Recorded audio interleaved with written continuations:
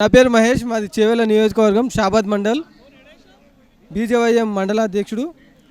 అయితే కాంగ్రెస్ ప్రభుత్వం వచ్చి ఇప్పటికీ 9 నెలలు గడుస్తున్నా ఇప్పటికీ కూడా వాళ్ళు ఇచ్చిన హామీలు ఏవి కూడా అమలు చేయలేదు. నిరుద్యోగ భృతి అన్నారు, ఇంతవరకు కూడా అమలు చేయలేదు. అలాగే 500కే ఉచిత సిలిండర్ అన్నారు, ఇంతవరకు అమలు చేయలేదు. ముఖ్యంగా చెప్పుకుంటూ పోతే రైతులకు 100 రోజుల్లో రుణమాఫీ చేస్తామని చెప్పి దాన్ని పొడిగిస్తూ వచ్చి ఆగస్టు 15 వరకు 2 లక్షల రుణమాఫీని ఏకకాలంలో చేస్తామని చెప్పి వాళ్ళు ప్రకటించడం జరిగింది.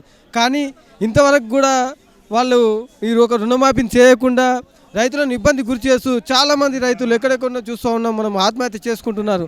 వాళ్ళు పండించిన పంటకు కనీసం మద్దతు ధర పెంచాలి. అలాగే ఇంతవరకు రైతు భరోసా ఎక్కడ కూడా వేయలేదు.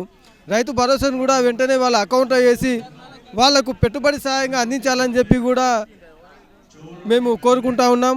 అలాగే వెంటనే ఈ నిరుద్యోగులకు, యువతకు ఏదైతే ఉందో వాళ్ళకు నిరుద్యోగ వృత్తిని వెంటనే అమలు చేయాలని చెప్పి కూడా డిమాండ్ చేస్తూ ఉన్నాం. ఈరోజు ఏదైతే ఈ ఇందిరా పార్క్ వద్ద ధర్నా వేదికలో పాల్గొన్న విషయం ఏంటంటే, కాంగ్రెస్ ప్రభుత్వం ఏదైతే 6 గ్యారెంటీల పేరుతో అందులో రైతులకు కొన్ని వాగ్దానాలు చేసింది. 2 లక్షల రుణమాఫీని మాఫీ చేస్తామని చెప్పేసి దానిని దశల వారీగా మాఫీ చేస్తామని చెప్పేసి ఒకసారి 50,000, ఒకసారి 1,00,000, ఒకసారి 1,50,000, తదుపరిగా 2 లక్షలు రైతులందరికీ కూడా రైతు రుణమాఫీ చేస్తా అని చెప్పేసి మోసపూరితంగా చేసేసి వారికి రైతు రుణమాఫీ చేయడం లేదు.